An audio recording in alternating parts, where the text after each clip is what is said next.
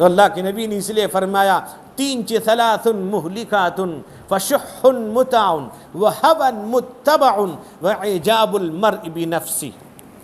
وہ تین چیزوں میں سب سے پہلی چیز خود غرضی ہے.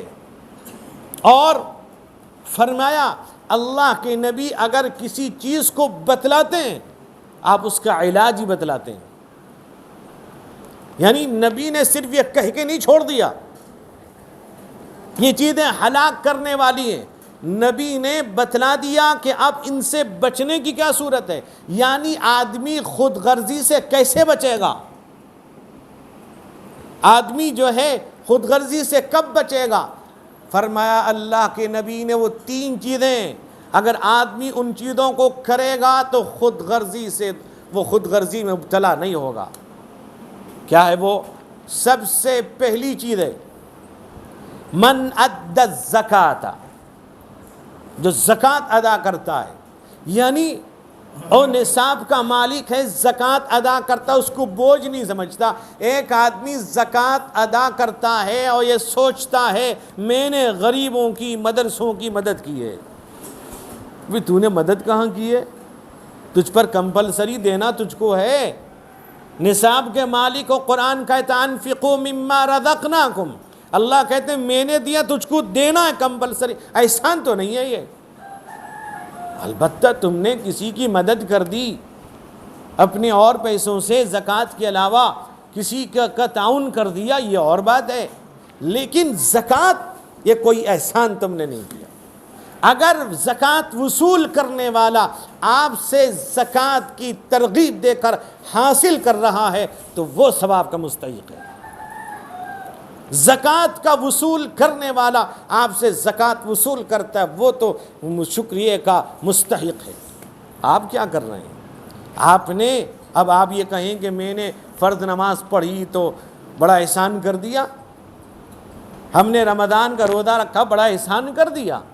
زکوٰۃ تو کمپلسری آپ کو دینی ہے، آپ کو ان مال سے نکالنا ہے.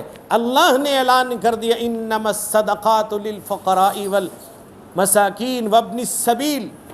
اللہ نے اعلان کر دیا کن کن لوگوں کو دینا ہے. تو اس لیے فرمن ادى الزکات، جو زکوٰۃ ادا کرے.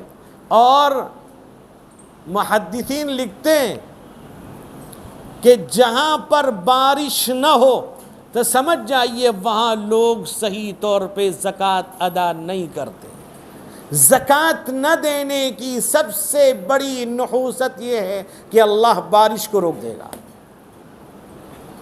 آدمی یہ کہتا ہے بس ہم نے نکال دیا، اندازے سے نہیں نکالا جاتا، حساب سے نکالا جاتا. آپ حساب کر کے نکالیے، اندازہ نہیں. آپ نصاب کے مالک ہوئے، ایک سال کے بعد آپ کو زکوٰۃ دینی ہے، یعنی سال گزرنے پر آپ حساب لگائیے.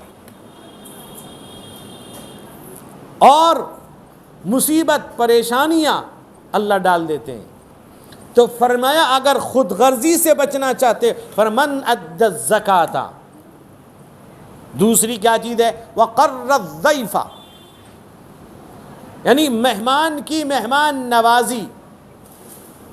اگر تمہارے پاس تمہارا مہمان آیا ہے اس مہمان کی مہمان نوازی اچھی طرح کرو. یعنی اللہ نے جس طرح تم کو وسعت دی ہے اپنی حیثیت کے مطابق اس کی اچھی طرح سے مہمان نوازی کرو. اور آج ہم سمجھتے ہیں کہ مہمان بوجھ بن کر آ گیا. مہمان ہے. اللہ کے نبی نے فرمایا من کان یؤمن باللہ والیوم الآخر فلیکرم ضیفہ، جو اللہ پر آخرت پر یقین رکھتا ہے، ایمان رکھتا ہے، اپنے مہمان کا احترام کرے. اور فرمایا اکرموا ضیفکم، اپنے مہمان کا اکرام کرو. مہمان ہے، آپ کے گھر آیا ہے، آپ کے پاس جو ہے ما حضر اس کو پیش کریے. آپ لا کے پیش کر دیجئے، وہ کھائے کہ نہ کھائے، وہ پیے کہ نہ پیے. اب یہ ہے ہم بچنے کے لیے کہتے ہیں آپ تو کھانا کھا کے آئے ہوں گے، نہ کھائیں گے؟ اب بیچارہ کھائے گا. بعض جگہ کا رواج ہے وہ کھا گا نہیں، جمع کھا گا نہیں، جتنا کو کھا گا نہیں، وہ بیچارہ اور کھائے گا تو بھوکی ختم ہو جائے گی۔ اب چلے جائیے یہاں سے کاکٹ پور، وہ کہیں گے تم کھو نہیں، وہ کھو نہیں، اب سمجھیے کیا سمجھے آپ۔ تو بہرحال تو اب یہ ہے کہ مہمان، اچھا ایک مہمان بھی اس کے بھی آداب ہیں، میزبان کے بھی آداب ہیں۔ مہمان بھی ایسا ہو کہ جب وہ کھانا کھائے تو سارا صاف نہ کر ڈالے۔ اگر سارا صاف کر دے گا تو میزبان سمجھے گا شاید اور کھاتا یہ بھوکا، کچھ چھوڑ دے اپنے پلیٹ میں نہیں، سالن وغیرہ، تاکہ میزبان یہ سمجھے میرا مہمان پیٹ بھر کے کھا لیا۔ ورنہ جیسے ایک مہمان پہنچا تھا، اب سارا کھا گیا، گھر میں جتنا پکا تھا سب کھا گیا۔ اب یہ ہے کہ کہا کہ تم کدھر آئے تھے؟ کہا کہ سنا ہے یہاں آگے کوئی بہت بڑے حکیم صاحب رہتے ہیں جو ہضم کی دوا دیتے ہیں۔ کہتے ہیں یہ ہضم سے پہلے یہ حال ہے، یہ ہضم کے بعد کیا کرے گا؟ تو بہرحال آداب مہمان کے بھی ہیں اور میزبان کے بھی ہیں۔ تو اس لیے اللہ کے نبی نے کہا خود غرضی سے اگر آدمی بچنا چاہتا ہے تو زکوٰۃ ادا کرے اور وقر الضیف، مہمان نوازی کرے۔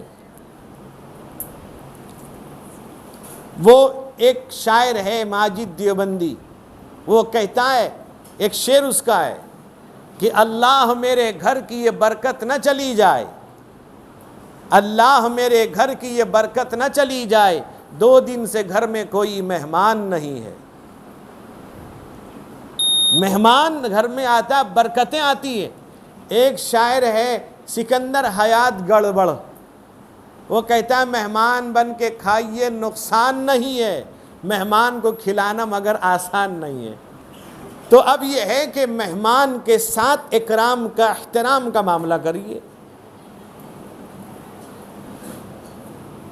اتنا بھی نہیں کنجوس مت ہو جائیے۔ جیسے 2 کنجوس تھے، باپ بیٹے دونوں کے دونوں مہا کنجوس۔